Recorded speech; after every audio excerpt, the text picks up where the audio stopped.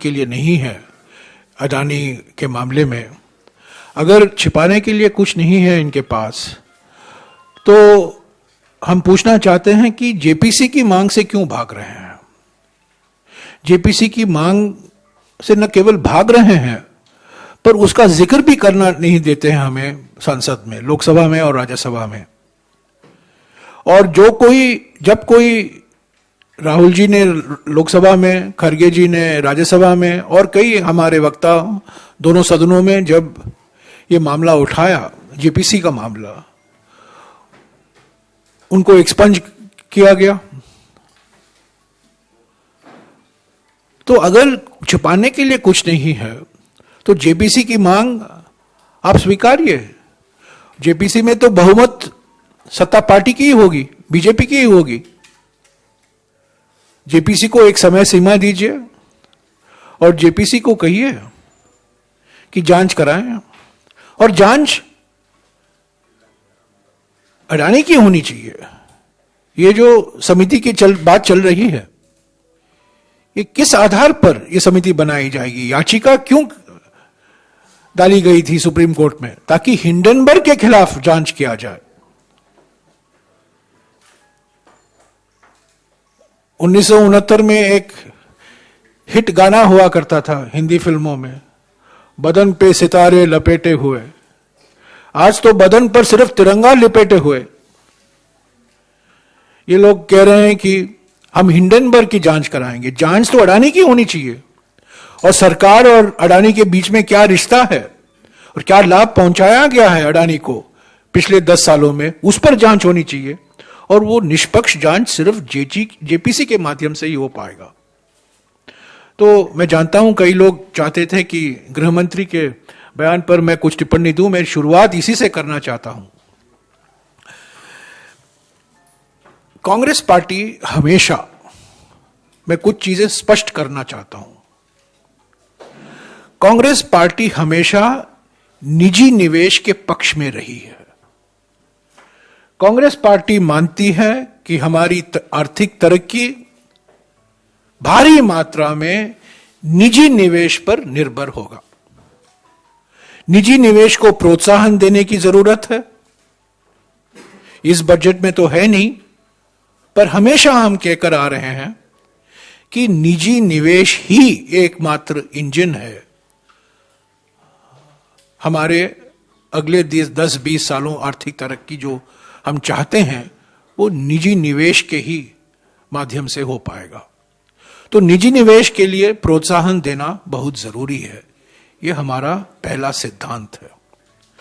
दूसरी बात, हम हमेशा यह कहकर आ रहे हैं कि हम उद्यमशीलता के पक्ष में हैं। उद्यमशीलता को और भी बढ़ावा देने की जरूरत है। उद्यमशीलता से नए उद्योग शुरू होंगे, नया व्यापार के दरवाजे खोले जाएंगे, युवकों को रोजगार मिलेगा। उद्यमशीलता ही एक रास्ता है हमारी आर्थिक तरक्की के लिए। तीसरा हमारा सिद्धांत यह रहा है कि हम अंध निजीकरण के खिलाफ हैं। जिस तरीके से निजीकरण किया जा रहा है, सार्वजनिक संपत्ति बेचे जा रहे हैं, उसके हम खिलाफ हैं। जो सार्वजनिक कंपनियां, जो पब्लिक सेक्टर कंपनियां मुनाफे में चल रहे हैं, उनको भी बेचा जा रहा है। इसीलिए मैंने कहा अंध निजीकरण के खिलाफ हैं। निजी निवेश को प्रोत्साहन देना जरूरी है, पर इसका माने यह नहीं है कि public sector bank, public sector insurance कंपनियां, पब्लिक सेक्टर इंफ्रास्ट्रक्चर को आप बेचते रहेंगे। ये कांग्रेस पार्टी बिल्कुल इसके खिलाफ है। चौथा सिद्धांत, हम उदारीकरण में विश्वास रखते हैं। 1991 में जब मनमोहन सिंह जी वित्त मंत्री थे, उदारीकरण की शुरुआत हुई थी। हम उदारीकरण में पूरा विश्वास रखते हैं, पर यह उदारीकरण विनियमित मंडी के आधार पर होना चाहिए, नियम होने चाहिए, संस्थाएं होनी चाहिए, और ये संस्थाओं को स्वतंत्र रूप से चलने का अधिकार होना चाहिए, ताकि ये जो नियम बनाया जाता है इसको एक निष्पक्ष तरीके से और पारदर्शिता से ये लागू हो। सेबी हो या रिजर्व बैंक हो या कंपटीशन कमीशन हो, ये सब संस्थाएं बहुत महत्वपूर्ण भूमिका निभाती हैं इस उदारीकरण के जगत में। तो मैं ये 4-5 सिद्धांत जो हैं मैं इसको दोहराना चाहता हूं। हमारी जो लड़ाई आज है सरकार से, खास तौर से प्रधानमंत्री से, वो निजी निवेश के बारे में नहीं है, उद्यमशीलता के बारे में नहीं है। हां, सार्वजनिक क्षेत्र को बेचने के बारे में जरूर है, संस्थाओं को निष्पक्ष बनाने में उसके बारे में नहीं है, उदारीकरण के बारे में नहीं है। पर हम जरूर यह कहेंगे कि हमारी लड़ाई मित्रवादी पूंजीपति जो है, मित्रवादी पूंजीवाद, उसको लेकर है। और ये जो मिसाल है जो आज चर्चा में है, पार्लियामेंट के अंदर, पार्लियामेंट के बाहर, ये मित्रवादी पूंजीवाद का एक प्रभावशाली मिसाल है। जिस तरीके से एक कंपनी को प्रोत्साहन दिए गए हैं पिछले 8-10 सालों में, जिस तरीके से ये कंपनी निजीकरण से उसको फायदा पहुंचाया गया है, खास तौर से हवाई अड्डे की निजीकरण, बंदरगाहों का निजीकरण, और कई क्षेत्र हैं जहां सिर्फ एक ही कंपनी को फायदा पहुंचाया गया है, इसके हम खिलाफ हैं। हम बार बार कहे हैं इस सत्र में, और हम कहते रहेंगे पार्लियामेंट में जब हम वापस लौटेंगे 13 मार्च को, कि जेपीसी की मांग को लेकर कांग्रेस पार्टी और सभी विपक्ष की पार्टियां एक हैं। और कोई इंक्वायरी करेगा, वो मैं समझता हूं उससे ये जो मूल प्रश्न है, कैसे फायदा पहुंचाया गया और क्या रिश्ते हैं सरकार और इस कंपनी के बीच में, खास तौर से प्रधानमंत्री और इस पूंजीपति के बीच में, ये सिर्फ जेपीसी के माध्यम से ही इन सवालों को जवाब हम ले सकते हैं।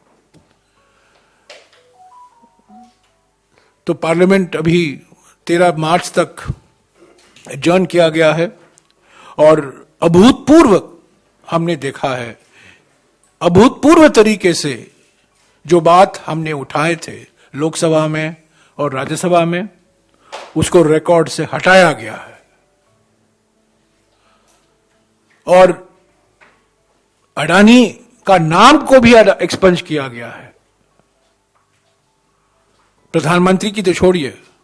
और मैंने सिर्फ एक ही मांग की थी राज्यसभा में कि जो इल्जाम प्रधानमंत्री लगा रहे हैं कांग्रेस पार्टी पर, उसका प्रमाण वो राज्यसभा के पटल में रखें, उसको भी एक्सपंज करा दिया गया है। हम चुप नहीं रहेंगे, हमें चुप्पी करने की कोशिश हो रही है, धमकी दे रहे हैं, हम इसमें नहीं आएंगे, सवाल उठाते रहेंगे। 6 तारीख को देश भर में प्रदर्शन हुआ कांग्रेस पार्टी संगठन की ओर से। 17 तारीख को पूरे देश में प्रेस कॉन्फ्रेंसेस होंगे 25-30 जगहों में। कांग्रेस पार्टी के नेता, प्रवक्ता जाएंगे, और इसका महत्व क्या, क्यों कांग्रेस पार्टी बार बार उठाती रही है इस मुद्दे को पार्लियामेंट के अंदर और पार्लियामेंट के बाहर, और क्यों जेपीसी की मांग अनिवार्य है, इस पर हम और भी कुछ बोलेंगे 17 तारीख को। पर आज मैं ये सिर्फ कहना चाहता था कि जो लड़ाई है, जो हम बात उठा रहे हैं, ये निजी निवेश से संबंधित नहीं है। आज हमारे देश में करीब 3 करोड़ परिवार हैं जो शेयर बाजार में प्रतिभागी हैं। करीब 3 करोड़ परिवार, ये छोटा आंकड़ा नहीं है। 3 करोड़ परिवार हैं जो शेयर बाजार में प्रतिभागी हैं। इन्वेस्टर प्रोटेक्शन चाहते हैं, उदारीकरण चाहते हैं, पर निजीकरण नहीं चाहते हैं। निजीकरण के बिल्कुल हम खिलाफ हैं। और हम चाहते हैं कि जो संस्थाएं हैं, जो बनाए गए हैं, सेबी, पहले से रिजर्व बैंक तो है ही है, और कई रेगुलेटरी बॉडी हैं अलग अलग क्षेत्रों में, उनको स्वतंत्र रूप से अधिकार दिया जाए कि वो निष्पक्ष तरीके से वो अपना काम करें। अंत में मैं ये कहूंगा कि आज सुबह मैंने खुद सेबी के अध्यक्ष और रिजर्व बैंक के गवर्नर को खत लिखा है और उनसे ये मांग की है कि इस अडानी मामले पर वो निष्पक्ष जांच कराएं और जो कुछ जांच कराने की जरूरत है और जो कार्रवाई उनको करनी है उनको वो करें और डरे नहीं सरकार से और मंत्रियों से और प्रधानमंत्री से। इस खत की कॉपी आपको मिल जाएगी। शुक्रिया। हमें धमकी दिया जा रहा है कि आप जो कुछ आप अंदर बोलेंगे उसको हम एक्सपंज करेंगे। हमें बोलने ही नहीं दिया जा रहा है। नेता प्रतिपक्ष को नहीं बोलने दिया जा रहा है और धमकियां आ रही हैं कि अगर आप माफी नहीं मांगोगे आप सस्पेंड हो जाओगे लोकसभा से। ये सांसद है कौन? धमकी देने वाला सांसद, जिनके लोकसभा क्षेत्र में अडानी का एक पावर प्लांट है। आप जानते हैं मैं किसका जिक्र कर रहा हूं, झारखंड के सांसद। हाँ जी, एक करके। हाँ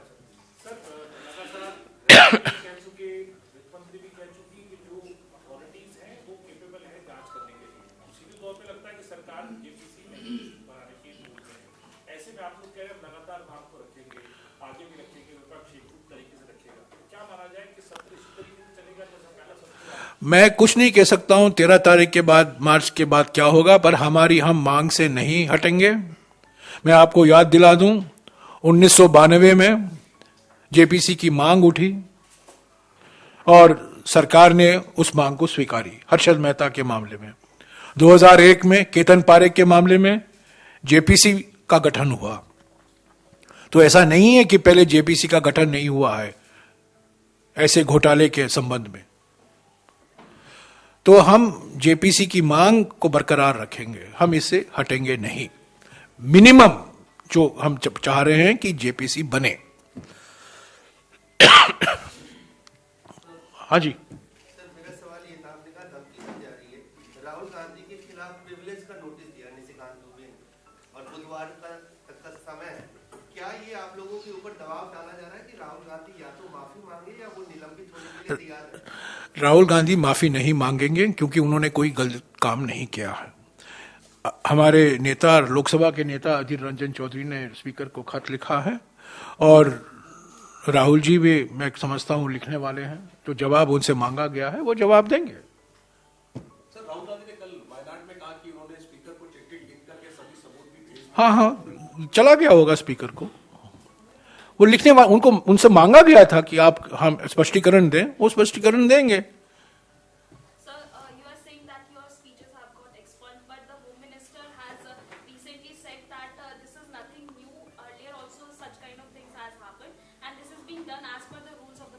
It's not been done under the rules of the parliament. I'm sorry.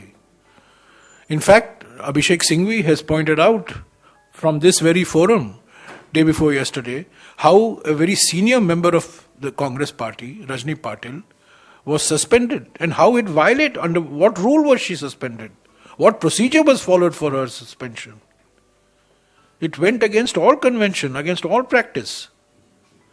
So I think the extent of expunging that has gone on is it's unprecedented. The Prime Minister has made wild allegations against the Congress party. I demanded that he authenticate, and even that has been expunged. I did not make any charge against the Prime Minister. I only said, you have made charges against the Congress party. Please authenticate. And the chairman has expunged even that.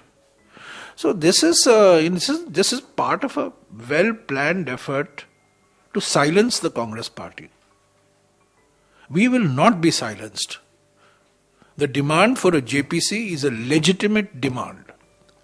The issues surrounding the Adani scam are far too serious.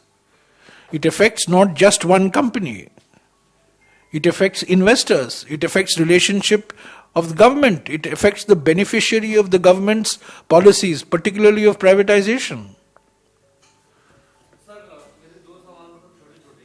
Sir आज पुलवामा में आज ही के दिन हमारे 40 जवान शहीद हुए थे और क्या आज भी आप मानते हैं कि अगर सियासत मजबूत होता तो ये हमला नहीं होता? इसके बारे में राहुल जी ने जो कुछ कहना है कह दिया है, उसके ऊपर मैं कुछ नहीं कहूंगा। सर एक और सवाल है, जेडीयू के एक बड़े नेता ने कहा है कि मोदी जी को अगर पाकिस्तान से डर लगता है तो मुसलमानों को फौज में भर्ती करके। आज हम अडानी और जेपीसी की बात कर रहे हैं, प्लीज उसी तक सीमित रखिएगा। सर एक अमित शाह ने एक बात और कही है कि 2024 के लिए मोदी के सामने कोई चुनौती नहीं है, जनता हमारे साथ है, हम चुनाव जीतने जा रहे हैं। हम अभी जेपीसी और अडानी के बारे में बात बोल रहे हैं। 2024 को 2024 में देखा जाएगा। मैं और कोई मुद्दे पर जवाब नहीं दूंगा। हमारे ऊपर करप्शन का कोई चार्ज नहीं है, आप करप्शन का चार्ज लगा रहे हैं ना अडानी। सॉरी, वो कह रहे हैं कि हमारे ऊपर इतने सालों में करप्शन का कोई चार्ज नहीं है, ये जो ताजा आरोप लगाया जा रहा है इसका कोई लेना देना नहीं है, 24 हमारे लिए फ्री है। हम तो अगर आपके पास कोई चार्ज नहीं है और क्यों डर रहे हैं जेपीसी से, क्यों भाग रहे हैं? आपने जेपीसी की मांग की 2 बार, जेपीसी का गठन हुआ। हालांकि 2001 में जब गठन हुआ अटल बिहारी वाजपेयी प्रधानमंत्री थे, पर फिर भी विपक्ष ने मांग की और तब सरकार ने उसको स्वीकारा। तो अभी सारे विपक्ष पार्टी मांग रहे हैं कि जेपीसी का गठन हो। और जेपीसी किस आधार पर जेपीसी बनता है? मेंबरशिप के आधार पर बनता है। बहुमत तो सत्ता पार्टी का ही होगा। क्यों डर रहे हैं? और जेपीसी को कहिए 6 महीने का समय दीजिए, 3 महीने का समय दीजिए, समय सीमा के आधार पर जेपीसी को कहिए 2 साल मत लीजिए, 3 महीने 6 महीने दीजिए। क्यों डर रहे हैं? और सुप्रीम कोर्ट में जाके कहते हैं कि हम समिति का समर्थन करते हैं। वो समिति का समर्थन क्यों कर रहे हैं? आप देखिए ना, क्या पिटीशन था सुप्रीम कोर्ट में। पिटीशन यह था कि ये हिंडनबर्ग एंटी नेशनल है, ये एक षड्यंत्र है, ये एक साजिश है भारत के खिलाफ, उस पर जांच होनी चाहिए। यानी कि ये जो समिति बिठाई जाएगी ये तय करेगा कि ये साजिश है या षड्यंत्र है। ये नहीं जांच करेगा कि अडानी ने क्या घोटाला हुआ है, किस तरीके से अडानी को पिछले 10-12 साल में फायदा पहुंचाया गया है इस सरकार की नीति और खास तौर से निजीकरण की नीति के कारण। और न केवल हिंदुस्तान में, न केवल हमारे देश में, बल्कि श्रीलंका में, इजराइल में, ऑस्ट्रेलिया में, बांग्लादेश में। सिर्फ हमारे देश तक सीमित नहीं है। जो पक्षपात हुआ है श्रीलंका में हुआ है, बांग्लादेश में हुआ है, इजराइल में हुआ है, ऑस्ट्रेलिया में हुआ है। आज सर राहुल गांधी को जाना था विश्वनाथ दर्शन के लिए, ऐसा आरोप लगाया जा रहा है कि वो बाद में। अब इस विषय पर सवाल, एक विषय पर सवाल पूछना आप प्लीज सीखिएगा। ये डाइवर्ट करने की कोशिश मत कीजिएगा प्लीज। दो सुप्रीम प्रिजाइडिंग ऑफिसर्स हैं लोकसभा और राज्यसभा, आपको लगता है कि क्या both the chair has been compromised? मैं जो कुछ यहां कहूंगा वो एक्सपंज तो नहीं कर पाएंगे,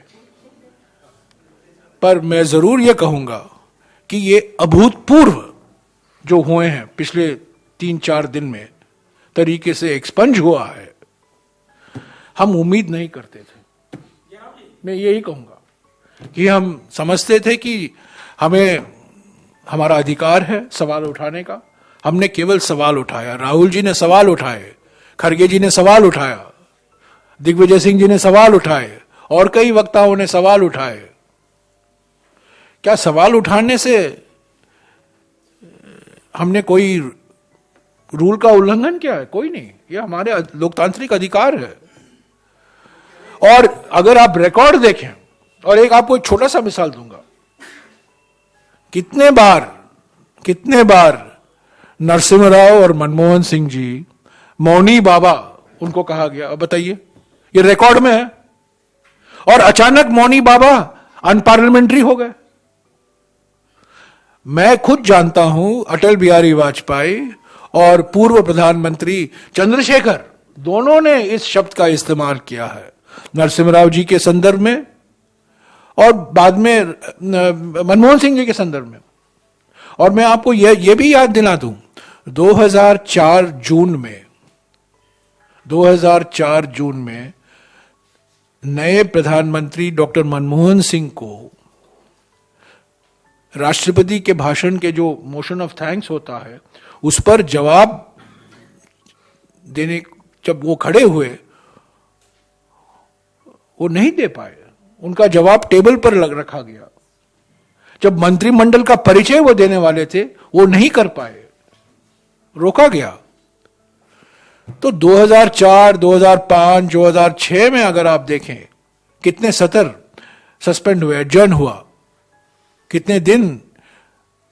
आज जो कह रहे हैं कि कई दिन हम एडजर्न कर रहे हैं, ये वेस्ट ऑफ पब्लिक मनी है। 2005, 2004 और 2014 के बीच में आप देखिए क्या रिकॉर्ड है। तो ये बिल्कुल मैं समझता हूं ये प्रयास किया जा रहा है पार्लियामेंट के अंदर कि जो कुछ हम बोले वो रिकॉर्ड पर नहीं आए, और हमें धमकी दिया जा रहा है कि अगर आप माफी नहीं मांगेंगे तब आप सस्पेंड हो जाओगे। इससे हम पीछे हटने वाले नहीं हैं। सर, कोर्ट को लेकर के जो आप कह रहे हैं, मैं ये नहीं कह रहा हूं कि आप जेपीसी की मांग गलत है, लेकिन कोर्ट में एक याचिका हिंडनबर्ग पर सवाल खड़े करती है, एक याचिका अडानी पर भी सवाल खड़े कर रही है। तो क्या आपको कोर्ट की कार्रवाई पर भरोसा नहीं? देखिए, याचिका का सब्जेक्ट क्या था, किस आधार पर यह सुनवाई हो रही है सुप्रीम कोर्ट में? दो याचिका, एक पे अडानी पर भी सवाल है और उसी को लेकर के जो कमेटी अगर वो निष्पक्ष समिति होगी, पर अगर वो सुप्रीम कोर्ट की कमेटी है, जेपीसी से क्यों आप भाग रहे हैं? जेपीसी हुआ है। मुझे समझ में नहीं आता कि अगर आप सुप्रीम, मान भी लीजिए कि सिर्फ हिंडनबर्ग विषय पर नहीं जांच होगी, पर अडानी पर जो इल्जाम लगाए गए हैं क्या वो सही है गलत है, उस पर भी जांच होगी। एक मिनट के लिए मैं मान भी गया तो वही तो विषय जेपीसी के माध्यम से जांच हो सकती है। जेपीसी से क्यों आप भाग रहे हो? और जेपीसी में भारी बहुमत बीजेपी की होगी, लोकसभा के सांसद ज्यादा बीजेपी के होंगे, राज्यसभा के सांसद बीजेपी के होंगे, चेयरमैन बीजेपी का होगा। तो ये जेपीसी से क्या एलर्जी है इनको? वो जैसा उन्होंने कहा कि अगर सब BJP, sorry, what is the use of a JPC if BJP is in majority? No, what I am saying is the JPC is constituted on the basis of numbers in parliament. So they are going to have a majority. But there will be questions asked. In the Harshad Mehta JPC, the maximum tough questions that were asked, if I may remind you, were by opposition members. Mr. Jaswant Singh, Mr. Jayapal Reddy, who was then part of the opposition. They were able to ask questions, they were able to interrogate officers, and they became part of the official report. So, while the majority will be with that of the BJP, the chairperson will be appointed by the BJP, there will be representation to all political parties in a JPC. You look at all the JPC reports. Sir आप कह रहे हैं कि एक याचिका आपको बोलने नहीं दिया जाता। हाँ जी। सर आप लगातार ये कहते रहे कि राज्यसभा में आपको बोलने नहीं दिया जाता, आप जो डिमांड रखते हैं उस पर बातचीत नहीं होती है, तो आपको क्या लगता है कि सभापति की कुर्सी जो है सब्जेक्ट के घेरे में है, किसी के इशारे पे वो काम कर रहा है? सभापति के बारे में मैं नहीं कुछ कहूंगा। अभी जो कुछ कहना है सभापति के बारे में मैं राज्यसभा के अंदर खड़े होकर कहूंगा, बाहर में नहीं कहूंगा। और जो कुछ मुझे कहना है मैंने अंदर कहा है, नेता प्रतिपक्ष ने भी कहा है, मुझे उसकी दोहराने की जरूरत नहीं है। कांग्रेस की नेता है मध्य प्रदेश की, नहीं वो छोड़ो यार, मध्य प्रदेश जेपीसी है।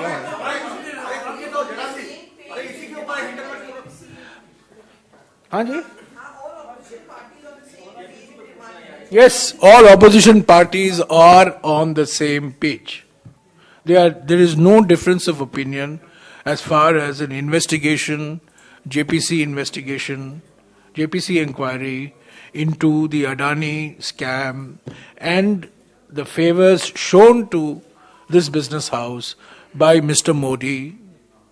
We are not even going back to the time that he was chief minister. Let us confine ourselves to the time that he was prime minister. But Huh? TMC is not on the board. TMC's demand is Supreme Court Chief Justice monitored investigation. Well, TMC in the first meeting said, to be fair, TMC in the first meeting of the opposition parties which they attended said either a JPC or a Supreme Court monitoring inquiry. Okay, that was their stand. All other parties said JPC. Okay, let's be factually right. I don't want to say anything more on the TMC. This is not the forum. But it said either a JPC or a